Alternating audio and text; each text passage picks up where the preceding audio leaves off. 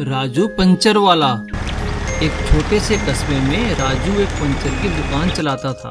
पूरे कस्बे में केवल उसे ही पंचर लगाना आता था। अपनी मदद के लिए उसने छोटू नाम के एक लड़के को काम पर रखा था। अरे वाह, आज कितना अच्छा दिन है, खूब कमाई हुई है आज तो। ये लो छोटू, तुम भी कुछ पैसे रख लो। उस्ताद, आप तो बहुत अच्छे हो।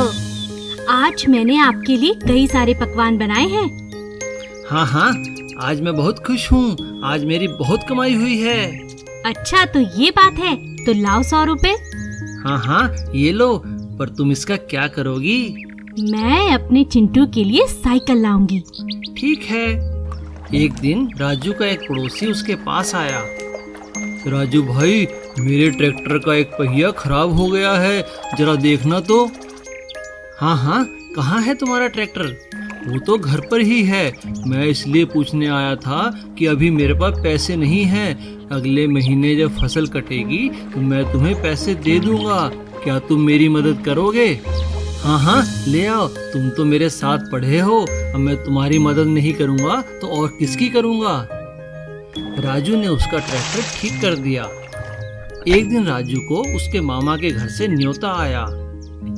छोटू, मैं कुछ दिनों के लिए बाहर जा रहा हूँ, तुम काम का ध्यान रखना, और हाँ, कोई मदद मांगने आए तो उसकी मदद जरूर करना। राजू वहाँ से चला गया और छोटू काम संभालने लगा। मुझे इसी दिन का इंतजार था। कमाई का ये मौका मैं हाथ से कैसे जाने दूंगा। छोटू ने कुछ कीलें अपनी दुकान के बाहर सड़क पर डाल दी। अब जो भी गाड़ी, स्कूटर या साइकिल वहाँ से गुजरती, उसका पंचर हो जाता और फिर सभी वहाँ से पंचर लगाने आते। छोटू ने उससे खूब पैसे बनाए। छोटू, राजू तो सिर्फ 300 रुपए लेता था, तुम 500 ले रहे हो। हाँ जी, अब आजकल महंगाई भी तो बहुत बढ़ गई है। इस तरह कई दिन निकल गए। वो बहुत खुश था। एक दिन एक एम्बुलेंस वहाँ से गुजरी और पंक्चर हो गई। ये टायर तो पूरी तरह खराब हो गया है, इसे नया लगाना होगा। ठीक है, जल्दी लगा लेना, मुझे एक माताजी को तुरंत अस्पताल लेके जाना है। जब छोटू ने पंचर ठीक किया तब उसकी नजर गाड़ी के अंदर लेटी माताजी पर पड़ी। माँ, तुम यहाँ कैसे? क्या हुआ माँ? माँ बेहोश थी। अरे भाई, ये अभी अभी थोड़ी देर पहले मंदिर की सीढ़ियों से गिर गई हैं। बहुत खून बह गया है इनका, तुरंत इलाज की जरूरत है। पर सड़क पर तो गाड़ी पंचर हो गई, अब ना जाने कब अस्पताल पहुँचेंगे। ओह, ये मुझसे क्या हो गया? मेरे लालच ने मुझे ये दिन दिखाया। चलो भैया, जल्दी चलो, ये मेरी माँ है, मैं इन्हें लेकर चलता हूँ। सीख, लालच और चालाकी करके पैसा कमाना बुरी बात है। एक गांव में बादल नाम का एक आदमी रहता था। वैसे तो वो पानी पूरी बेचता था, लेकिन वो दिल का बहुत ही नेक था। वो किसी को रोता, बिलखता या भूखा नहीं देख सकता था। जितनी हो सके उनकी संभव सहायता करता था। वो रोज अपने घर से एक टोकरे में पानी पूरी लेकर चलता था और उसे गांव-गांव बेचा करता था। पानी पूरी ले लो, पानी पूरी, स्वादिष्ट पानी पूरी, हाजमे वाली पानी पूरी। उसकी पानी पूरी का पानी बहुत ही स्वादिष्ट और हाजमेदार होता था, क्योंकि वो उसमें हमेशा शुद्ध मसाले ही मिलाया करता था। इसीलिए उसकी पानी पूरी बहुत बिका करती थी। अरे पानी पूरी वाले भैया, जरा 2 प्लेट पानी पूरी तो खिला दो। जी बहन जी, अभी देता हूँ। भाई वाह, मजा आ गया आज तो पानी पूरी खाकर। बहुत बहुत शुक्रिया बहन जी, पानी पूरी ले लो, पानी पूरी। और इस तरह बादल रोज गांव-गांव और मोहल्लों मोहल्लों घूमकर पानी पूरी खिलाया करता था। उसका काम सही चल रहा था, लेकिन अब वो जगह जगह घूम घूम कर थक चुका था। वो सोचता था कि उसका भी गांव के बाजार में पानी पूरी का एक स्टॉल हो, लेकिन उसके पास दुकान खरीदने के पैसे नहीं थे। एक दिन जब वो एक गांव से पानी पूरी बेच कर आ रहा था तो वो थक हार कर एक पेड़ के नीचे लेट गया। उसकी नजर अचानक बादलों पर पड़ी तो उसे देखकर उसके मन में एक आइडिया आया।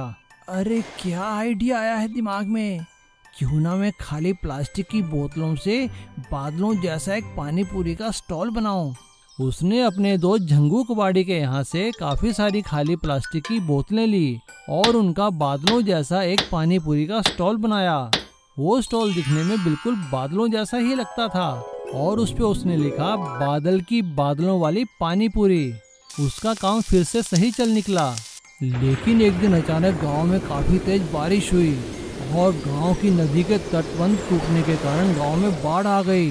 सभी लोगों की स्टॉल और दुकानें पानी में डूब गईं। लेकिन बादल का स्टॉल क्योंकि प्लास्टिक की बोतलों का बना था तो वो पानी में तैरने लगा। यूं लग रहा था कि जैसे मानो बादल तैर रहे हों। बाढ़ के कारण लोगों के घरों में खाने की चीजें खत्म होने लगी। तो बादल ने सोचा कि क्यों ना वो अपने स्टॉल में लोगों को पानी पूरी खिलाए और अपने स्टॉल में लेके भूखे लोगों को खिलाने लगा।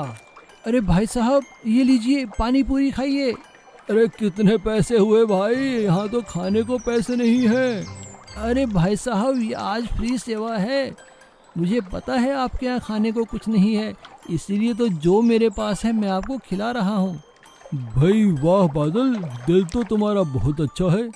और इस तरह उसने बाढ़ का पानी उतरने तक सभी लोगों की मदद की और उसका धन्यवाद किया। अरे वाह भैया, आपका बहुत धन्यवाद। इस बाढ़ के समय में भी आप लोगों को मुफ्त पानी पूरी खिला रहे हैं। भाई बादल, अगर तुम्हारी बादलों वाली पानी पूरी ना होती तो हम लोग भूखे मर जाते। अरे भाई साहब, ये तो मेरा फर्ज था।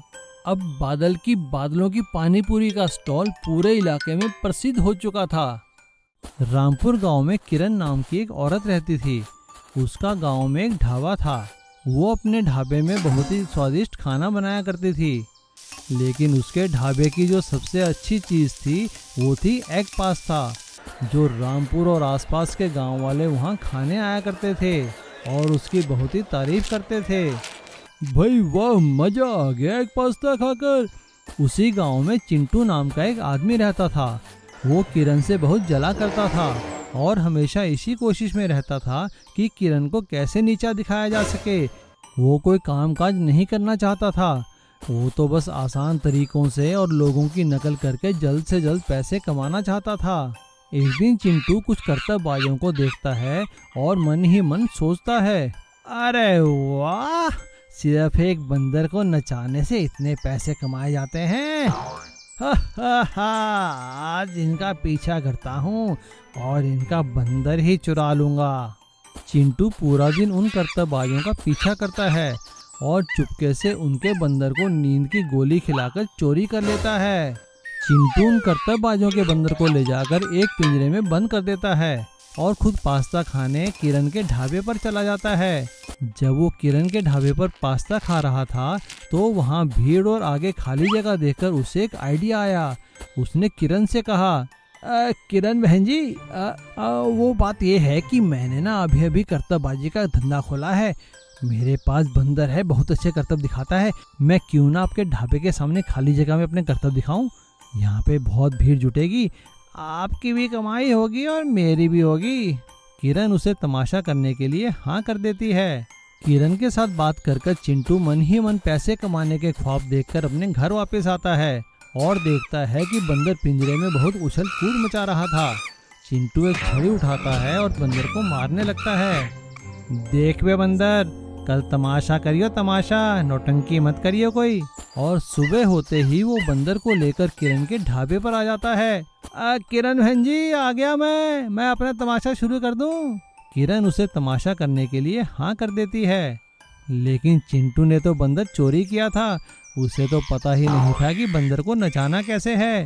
वो बंदर को रस्सी से उल्टा सीधा खींचने लगता है और उसे छड़ी मारने लगता है। अबे नाच बंदर नाच, अबे मेरे बंदर नाच।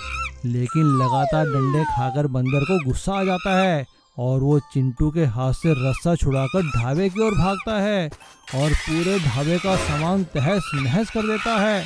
ये देखकर किरण को बहुत गुस्सा आता है और वो अपने नौकरों से कहकर चिंटू की बहुत पिटाई करती है। हाय, मैं मर गया, अरे छोड़ दो बहन जी, किरण बहन जी मुझे छोड़ दो। बंदर वहाँ से भागकर सीधे अपने मालिक के पास जाता है और अपने मालिक को इशारा कर चिंटू के वहाँ ले आता है। बंदर का मालिक पुलिस बुला लेता है और वो लोग चिंटू को पकड़ लेते हैं और चिंटू सभी के सामने उनसे माफ़ी मांगता है।